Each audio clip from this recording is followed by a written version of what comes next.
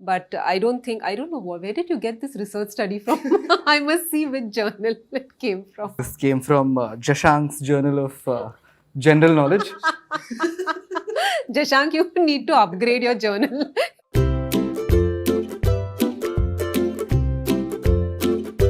Hello and welcome to this World Mental Health Day special series of videos. Joining us today is Hvovi Bhagwagar, a psychologist and psychotherapist with a private practice, Manashni, in Mumbai. Her area of interest is in working with traumatic stress, and she has presented at national and international conferences and trained mental health professionals on complex trauma and dissociation. Welcome to the show, ma'am. Thank you for having me here. And during this amazing mental health week where so much is happening. So thank you. So, ma'am, we would like to start off with a question which is extremely common that we see among the youth, which is we've heard young people using the terminology which goes, pagal, screwed hila hai, psychotic hai, mental hai. In their daily conversations, this is, I don't mean to offend anyone there.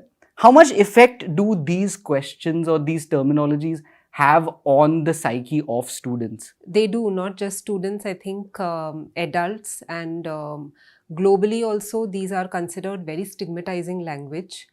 The WHO has come up with, the World Health Organization has come up with a list of words we shouldn't be using in our daily vocabulary, basically to promote more mental health parity, to encourage people to seek help.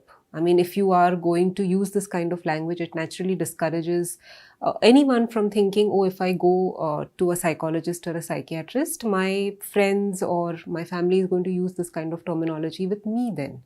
So definitely when even in the media and movies use this, you know which movie I'm referring to very recently, and there was so much outrage about it. I'm happy that the producers actually changed the title because it really does not promote mental health in the correct way. And we want to reduce the mental health care gap in India, to encourage more people to seek help and to encourage professionals to take up the profession also. Yeah. And how will that happen if this kind of stigma goes on in our daily lives? So we have to, it has a very negative impact, and it even promotes suicidal thoughts among a lot of youngsters. So we have to be careful about how we speak in our daily language. So, when we imagine therapy, I think everyone here would agree that we'll imagine, let's say, a Shah Rukh Khan from Dear Zindagi.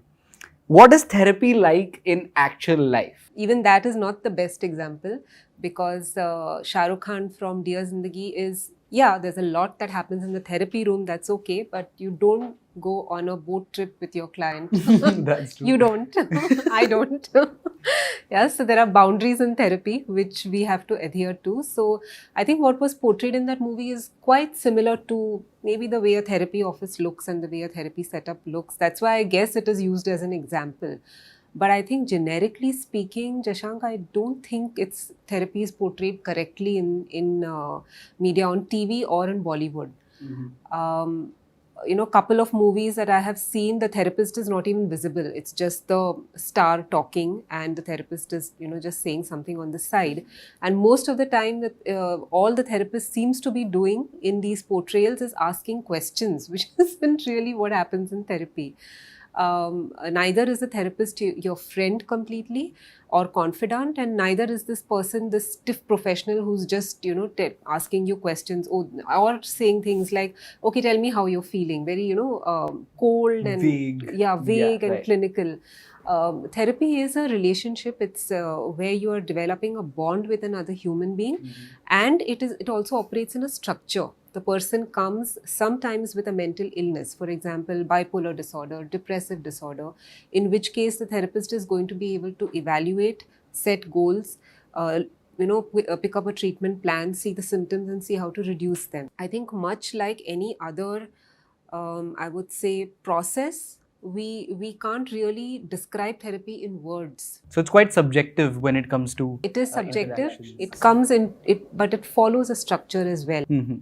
So we learn certain types of therapy called cognitive behavior therapy or eye movement desensitization and reprocessing. These are forms of psychotherapy that train you to structure your treatment in a way that the client changes their thinking, Their symptom reduction happens. They are able to, merge into real daily life in a adaptive fashion. How lovely, ma'am. The only thing I remember was cognitive from my 12th grade psychology textbook, nothing else.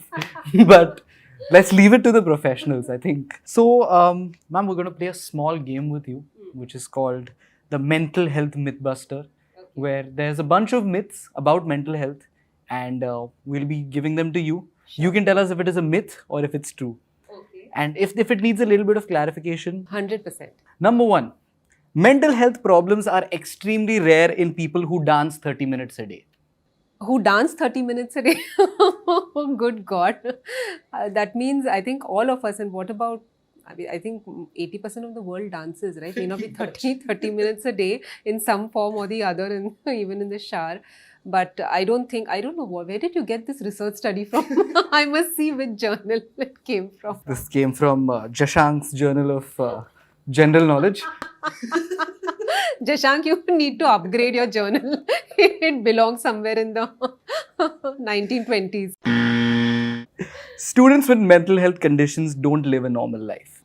I think that's again a big myth. And I'll clarify this a little, because a lot of people believe that if you have a mental health issue and even if you're on medication, you can't attend college regularly, you can't attend school regularly, you can't go to work, you will have to work only part-time, or you are fit only for work from home jobs. Oh, there are so many such myths going around, and that's not true at all.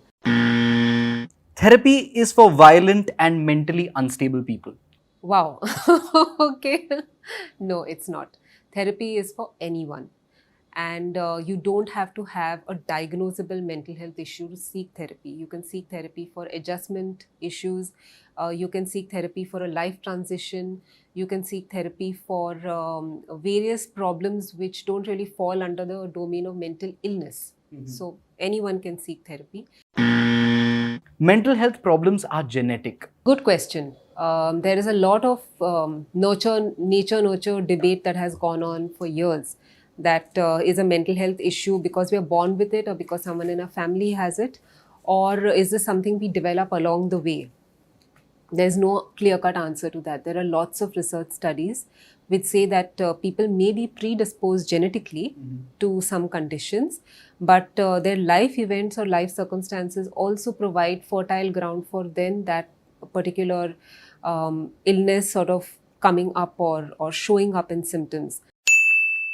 Eating disorders are simply a lifestyle choice. They are not.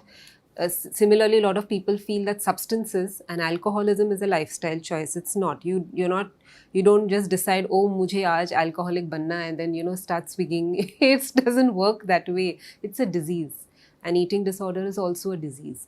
So when a lot of anorexic clients come to me, anorexia is where they contain and they don't eat food and they're really thin. Bulimia is where you purge. Yeah, you maintain a regular body weight, but you purge that food out. These are illnesses, and you can't tell the person ki kha lo, ya eat, and you'll eat. It doesn't work that way. But in Indian families, it's all about हम खिलाने की कोशिश करते पर वो खाता नहीं है. People can overcome their mental illnesses by suppressing their thoughts. Yeah. So, if I tell you, why don't you right now think about a white polar bear? Okay. Now don't think about it. What's happening? I can't not think about it. What you tried is a very simple thought suppression experiment that we do to teach clients that you cannot suppress thoughts. Right. If an obsessive thought is coming into your mind and you tell yourself not to think about it, you're 10 times more likely to think about it. Just like your white polar bear is not going to go away. You're going to see it everywhere. Yeah, just like that. So we cannot suppress our thoughts and expect to get better. I don't need a therapist's help because I have good friends. Oh, this is something I hear all the time. In fact, a lot of parents believe this, that if our child has friends, and I'm my child's friend, right? So why does my child need a therapist? The other thing is also the belief that therapists are standing in for friends, or when there is a lack of friends. Both are absolutely untrue, because see, you can go to a friend and you can talk to them about how horrible it feels to have cancer. but that friend is not going to be able to help you with the cancer. And mental health has to be seen that way, or mental illness has to be seen that way. That support from people around us in our ecosystem cannot really substitute for professional help. At the same time, imagine somebody who's going through cancer but has no social support. They are obviously going to get the professional help but not feel motivated enough to take the medications or have the support they need. So both is important. You need friends, you need a professional as well together, but you can't say one will do the job of the other. That brings us to the end of today's video. Hvovi ma'am, thank you so much for all these lovely inputs. Thank you for having me here. We will be having Hvovi ma'am for the next 3 weeks. इस पूरी series को देखना मत भूलना. All the videos will be in the description below. Do join in and get to know more about mental health, bust the myths about mental health, spread awareness, and listen to the entire series and tune in. See you in the next one.